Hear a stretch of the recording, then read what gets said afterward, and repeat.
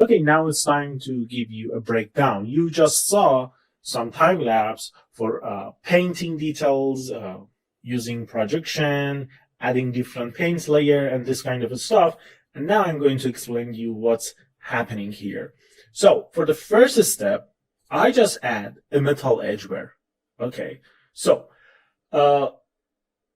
in this way, I can have some lines on the edge. So it's okay or not? No, it's not okay because it's so generic, it's obvious computer generate this, and it's not natural. So I just add a paint layer and change the blending mode to subtract. And after that, I just paint and keep this area. Okay, as you can see, this is the result. So there is nothing fancy. Let me show you. Okay, this is the paint. And when I subtract this, this is the result of metal edgeware.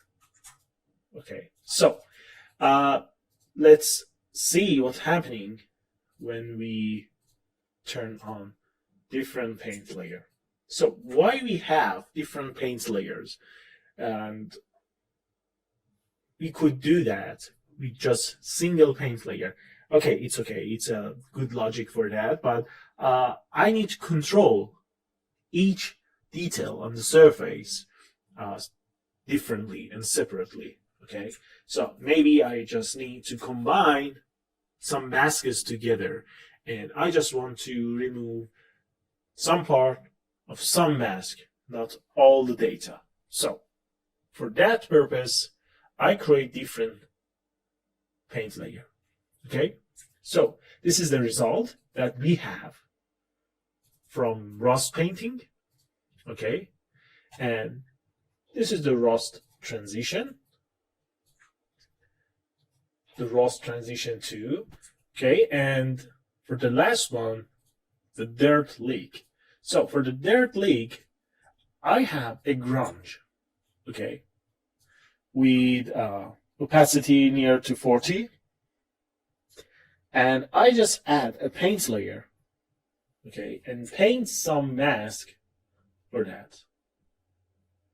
So in this way, I can have this effect, and the roughness for this dirt is near to 0. It means we have reflective surface here.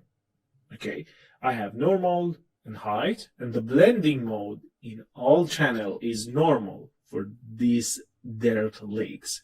So it means there is no info from the previous surface in this area that we are going to use for the dirt. And after all, we need some AO magic here. So for the AO magic, I just create a fill layer with AO channel on, and with the ambient occlusion slider, and I change all the channel blending mode to the pass through, except ambient occlusion, it's multiply for default, and in the mask I add an ambient occlusion generator, turn on the macro height and normal, and put anchor point from AO plus to the input and change reference channel to achieve this result. So it's not fancy, and we know everything here. We just give some time, paint rust, and look at different references to achieve this. And now it's time to move to the next step. The next step is creating decal, some logos, some description, text on the body, and let me create a folder for decal. And I'm going to create decal number 1 to this folder. Okay, and let me create fill layer and decal number 1. And what about the resource that we are going to use for the decals? You can search in the internet and find some good images, or even you can look at your reference and create your decal labels or sign or logo in the Photoshop. Okay, so I just look at the internet and found some good stuff, and I have a JPEG for the base color and an opacity map for the mask. So I just create the base color and the mask in the Photoshop, and now I'm going to import it to the Substance Painter. Okay, all of them are textures and into the project, and as you can see, we have them here. So for decal number 1, I'm going to put the text here. Okay, let me put the base color here, and let's go to the 2D window. I'm going to turn off the UV wrap. Okay, and let's bring down the size. Where is the place that I can?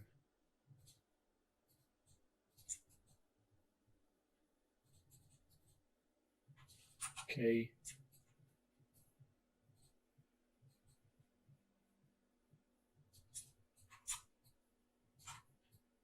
So, okay. This is the place. Let me fix the position here.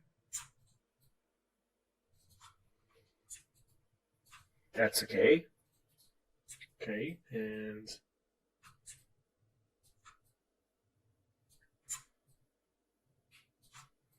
yeah, I think it's okay. So, what about the mask? How we can use the mask? The basic way is to add anchor point here and add black mask here, load a fill layer, and use the anchor point, decal number 1. And in the base color, we play with the level to achieve something like this. But it's not good, okay? And without mask, let me remove the mask. Without mask, we have this black border. If we want to add height data, okay, it's not related to the decal. And if we want to play with the roughness value, it's not related to this. So what we can do here, I'm going to load the mask of the decal into the metallic channel, because I'm not going to use metallic in this layer. Okay, so it's like a placeholder.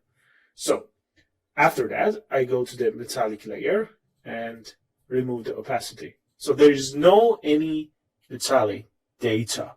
But when I go to the mask, add a fill layer, and load the decal number 1 anchor point, I can go to the metallic for the reference channel. Okay. And boom. Let me reset this. We have the mask. So this is a mask, right? Okay, now we can give height data. We can play with the roughness. And yeah, that's it. So let me fix the position. Okay.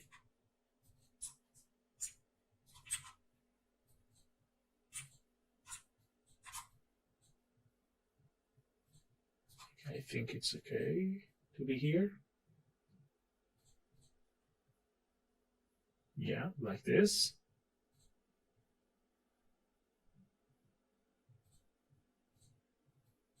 And down. Okay, this is the first decal. Now you can learn and understand logic behind using metallic, using the mask, and this stuff. So let's go for the decal number 2. So the folder is decal number 2. And now I'm going to add a fill layer here. Decal number 2. And I'm going to use this logo. Okay. Let me turn off the UV wrap. And I just want to put the logo here. Like this. Okay. We have this.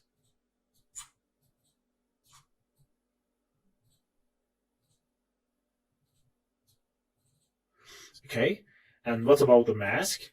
I have the mask. I'm going to put it in the metallic, and we don't need metallic anymore. Let's add anchor point. Let's add a black mask. Okay, let's add the fill layer, load the anchor point, change the reference channel to metallic, and boom, we have the mask.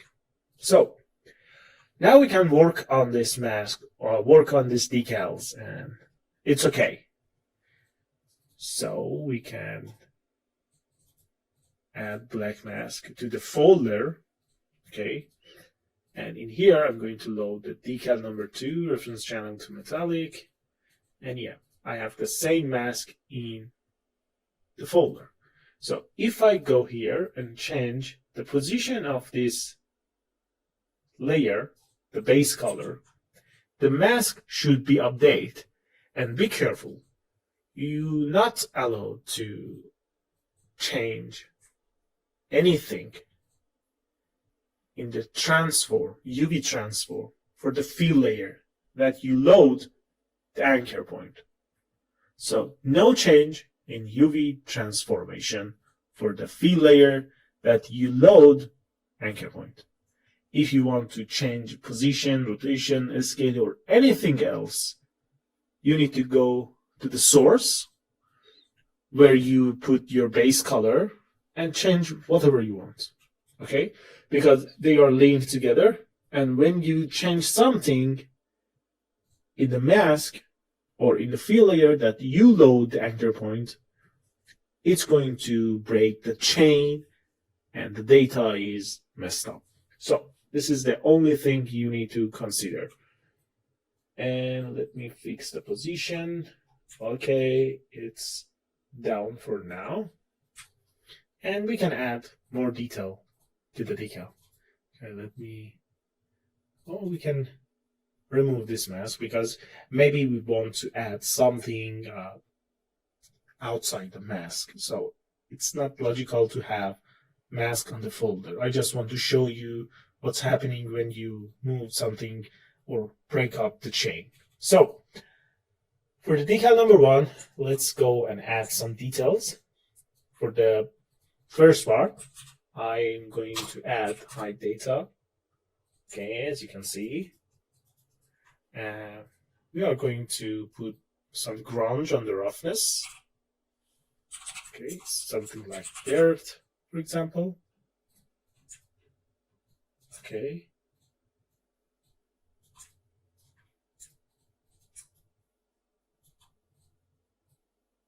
And you can see what is the difference. Or maybe we can add the roughness in the roughness variation layer. So let me put it 0.5 and everything is okay. Let's add the next layer. Okay, I'm going to add a fill layer and call it stick. Okay, so for the stick, let me add a black mask. In the black mask, I'm going to use the same fill layer here. Okay, or I can put an anchor point here and add a fill layer and load this anchor point. Decal number 1 mask. Why? Because if you load this anchor point here, if I go here and add a paint layer and change the blending mode to subtract and start to removing some border here like this, and if you have the anchor point from the decal and reference channel metallic, the mask is not updated and it's not affected by the paint. Okay, so it's not logical to use the decal number 1 for all the mask.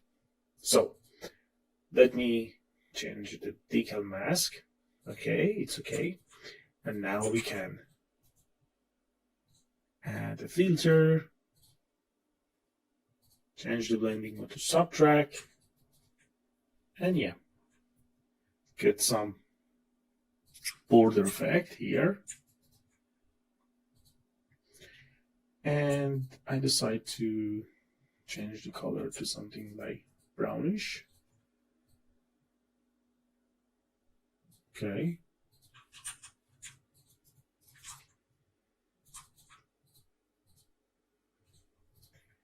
Let's go to the mask here. I just want to add a filter like bevel. Okay. And let's increase the smoothing. So I just fade the edge here, as you can see. Okay.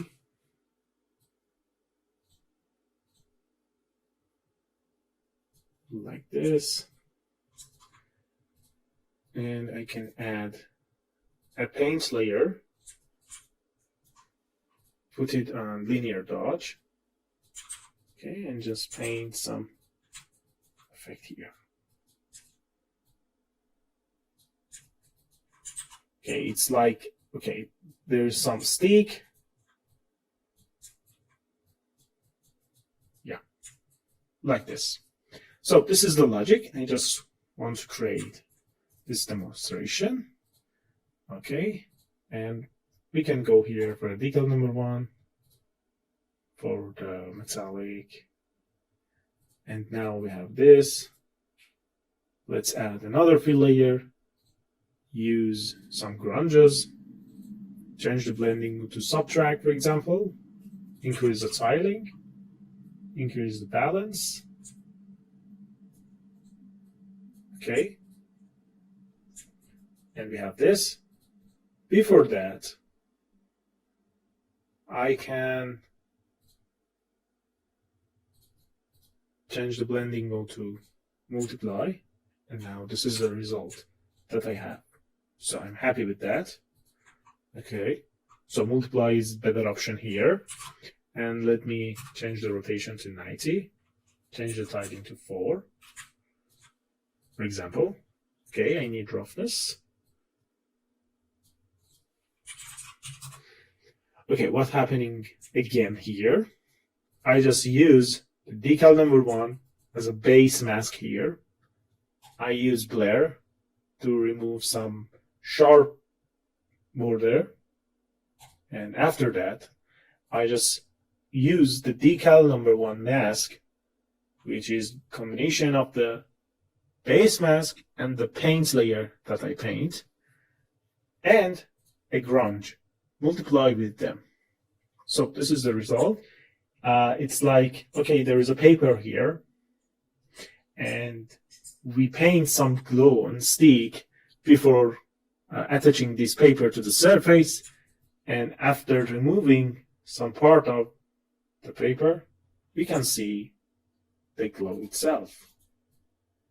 Okay, so this is the main logic here. And let me make it a little darker.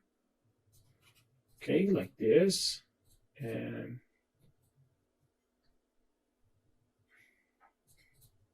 okay, let me put it on dirt. Yeah, dirt is better. And we can change the disorder or a scale. Okay, let's go back to the paint. I don't want to have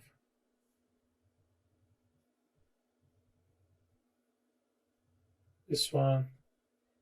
Okay, I will go back here and, for example, fix this part like this. Remove some edges. Okay. Yeah, like this. But we couldn't have this expectation after all this damage on the edge and the rust area to have a clean and new paper here, right? So let me change the hardness here. Okay, I can remove some detail here. Okay, let me make it back. And yeah.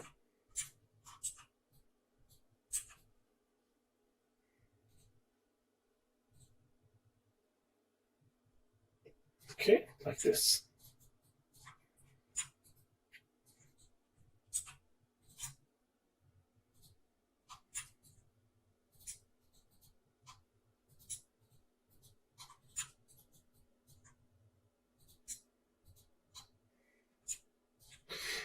Okay, let's add the other layers. I just want to add a paint layer here, change the blending mode to linear, and go to the projection, and paint some, leak glow here. Okay, and let's go back to the paint.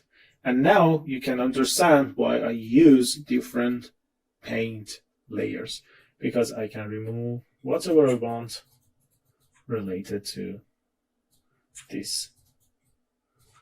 So, yeah. Okay, I can decrease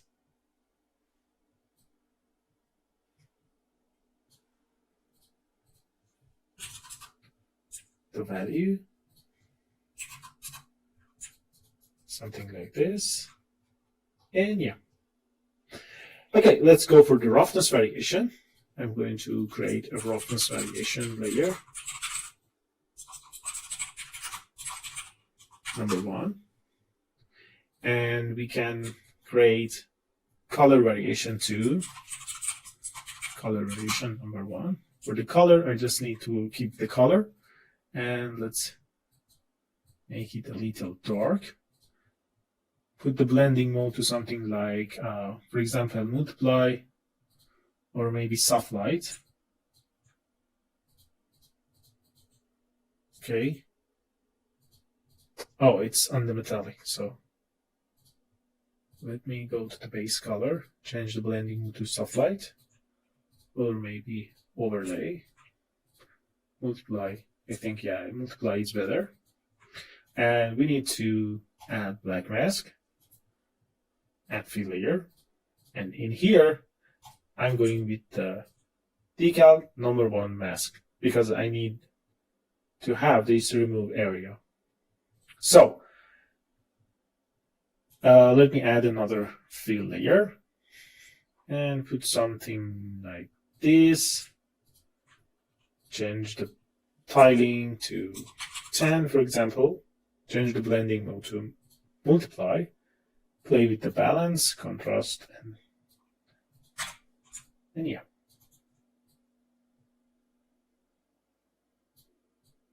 Okay. Let's increase the tiling to 40. Okay.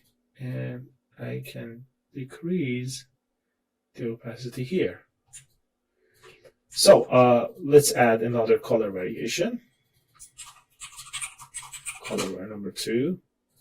I'm going to copy this mask, paste this mask, and I just want to change this grunge there to a scratch. So, okay, this is a mask that we have, and I want to add a generator, 2D linear, change the blending mode to multiply, use invert, contrast and balance. Okay. Yeah, I need this gradient. Okay, the color, it should be like brown. And let me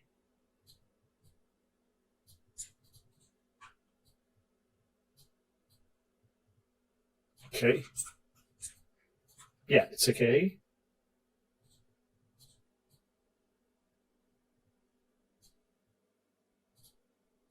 And maybe soft light is okay. Linear dodge, multiply. Yeah, multiply, I think it's better. Yeah, I think it's better. So, this is the mask that I create for the color variation. Before color variation number 1, color variation number 2, and boom. And let's go for the roughness variation. So for the roughness variation, I'm going to use the same method. Let's load the decal number 1 mask. Let's add fill layer. In the fill layer now we can choose, for example, this one. Okay, let's make it 4. Full balance. Or maybe this one. And now I'm going to change the roughness. Let's go to the roughness channel. Okay. And let's change the blending mode for the mask to multiply. Now we have this here. You can play with the contrast, the balance, and yeah.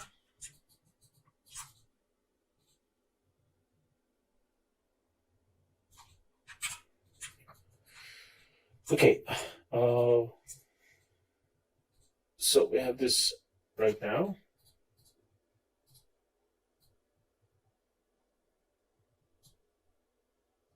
Okay, let me decrease the roughness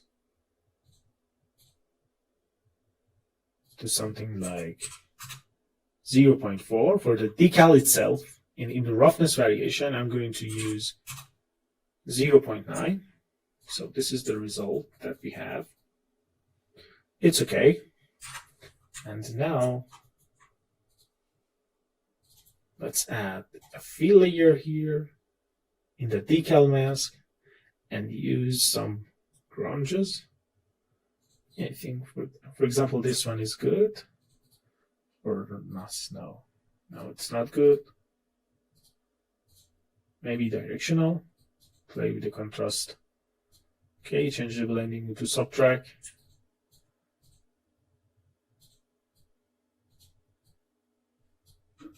Change the tiling. It's not bad, but it's too, noisy. So let me change this one. Or maybe we can search for the scratch. Yeah, this one. Bring up the contrast, bring up the balance. Okay. Maybe vibes. Yeah, that's it.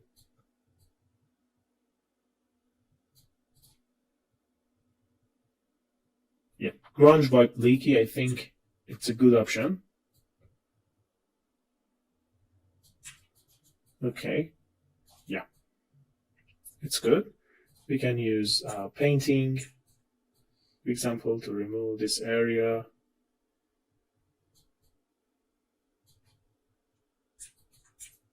Yeah. Okay, and at the end, we can add a blur filter to the mask.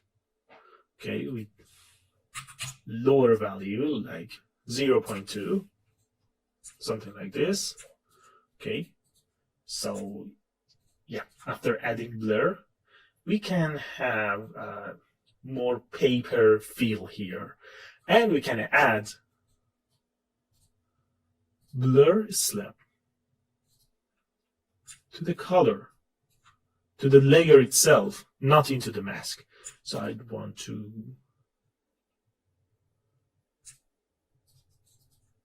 affect on the color only, and maybe intensity divider to 100. And as you can see, yeah, we have this effect here. I can increase the source styling, decrease the intensity, and yeah, we have this. So it's okay. for this decal. I'm happy with the result. And let's go for the next one.